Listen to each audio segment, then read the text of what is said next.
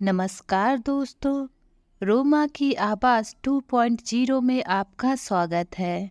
आज की हमारी कहानी का नाम है शादी के बाद लड़की का मायका। दीदी, आप यहाँ अपनी माँ से मिलने आई हैं। उनसे मिलिए और अपने काम से मतलब रखिए। बेवजह मेरे काम में टांग अड़ाने की ज़रूरत नहीं है। आखिर बर्दाश्त की भी हद होती है। जब देखो मुझे समझाती रहती हैं आप। मैं भी आपकी ही उम्र की हूँ। मुझ में भी आपके जितनी समझ है। मुझे मेरे काम में दखलंदाजी पसंद नहीं है। तान्या ने मुंह तोड़ जवाब दिया। उसकी बात सुनकर मनीषा चुप रह गई। आखिर बोलती भी क्या। भाभी तो सीधे मुंह बात भी नहीं करती थीं। उसने भाई मनन की तरफ देखा, इस उम्मीद के साथ कि भाई तो कुछ कहेगा, लेकिन वो तो नज़रें झुकाए चुपचाप बैठा हुआ था। उसकी नज़रें तभी अपनी माँ जानकी जी से टकराईं।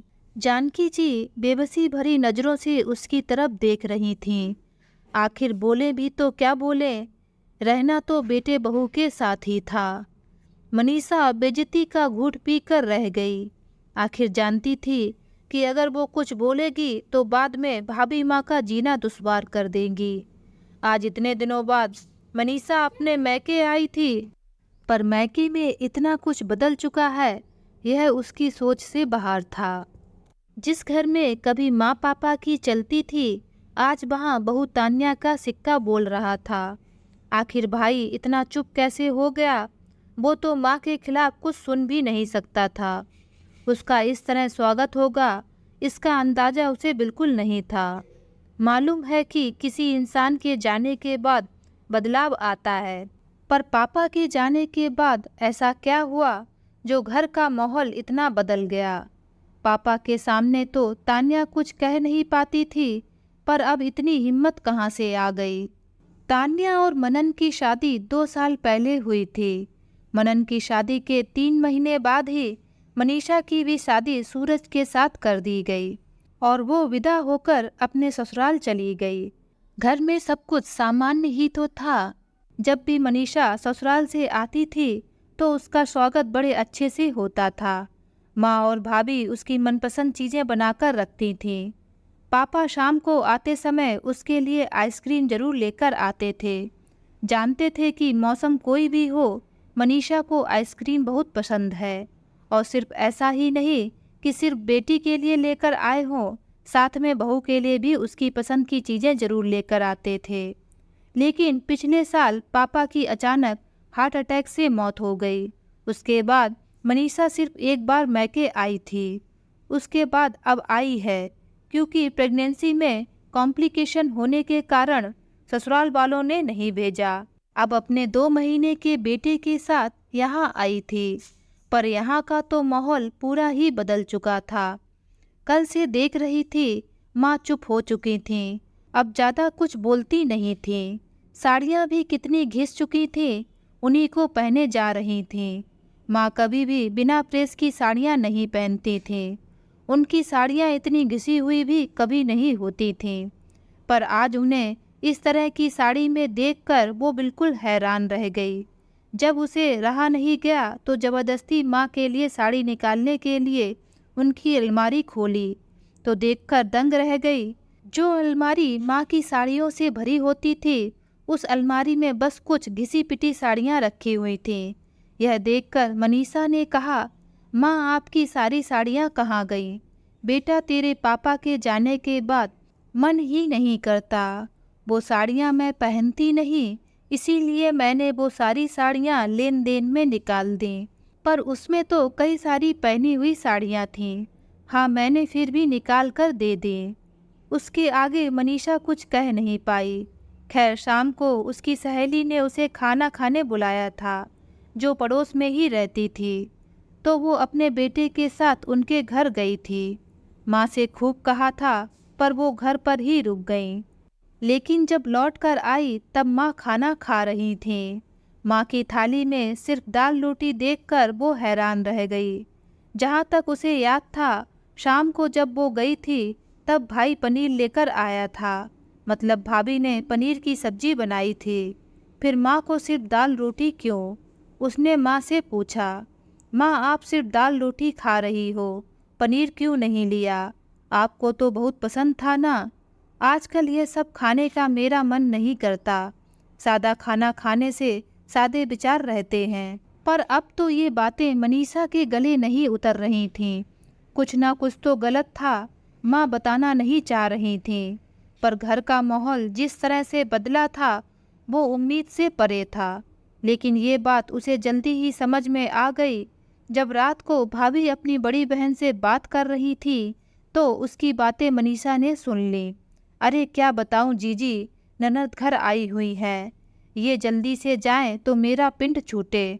आज अपनी माँ से पूछ रही थी कि पनीर की सब्जी क्यों नहीं ली। अरे मैं दूंगी तो लेंगी ना। भला विधवा औरत को भी ऐसा खाने की क्या ज़रूरत है? मतलब पापा के जाते ही माँ का अस्तित्व खत्म हो गया। जरूर साड़ियों के लिए भी भाभी ने कुछ ना कुछ सुनाया होगा, तभी माँ ऐसी घिसी पिटी साड़ियाँ पहनती हैं। उसने सोचा कि जाकर भाभी को जवाब दूँ, पर वो चुप रह गई। भाभी अपनी मनमानी करती थी पर भाई कुछ बोलता नहीं। कितनी गलत बात थी ये।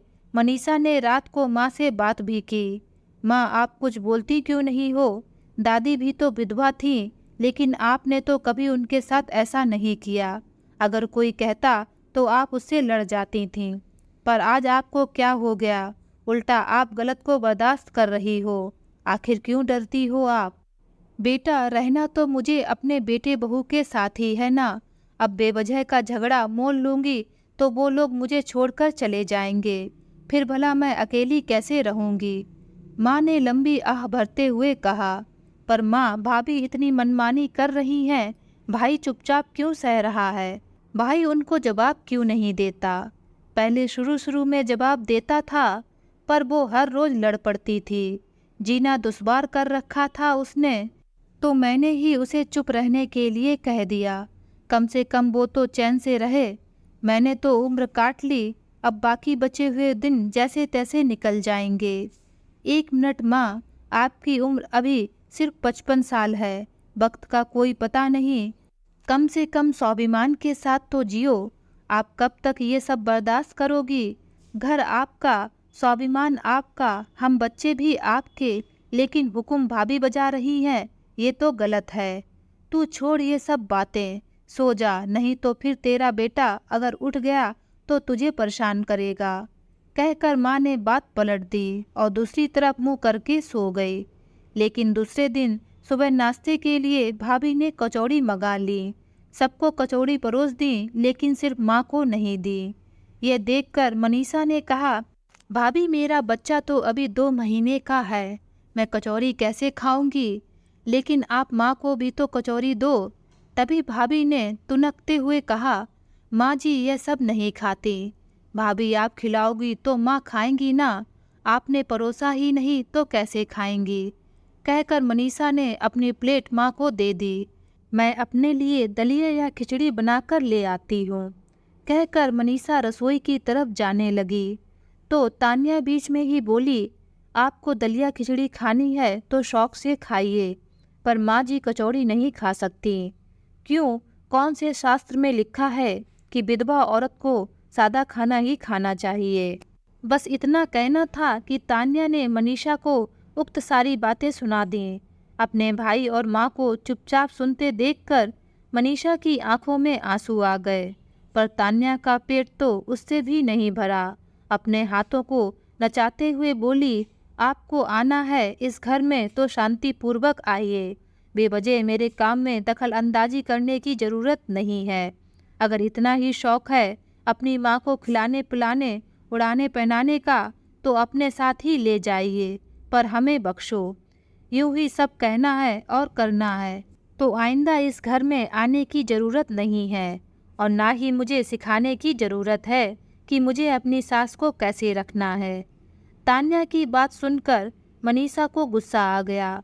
वो अपने बेटे को माँ की गोद से लेते हुए बोली, ठीक है भाभी, जा रही हूँ। पापा के साथ साथ इस घर के लोगों का स्वाभिमान भी खत्म हो चुका है। मुझे नहीं पता था कि पापा के साथ मेरा मैका खत्म हो गया। मनीषा कहाँ जा रही हो? अचानक जानकी जी ने कहा।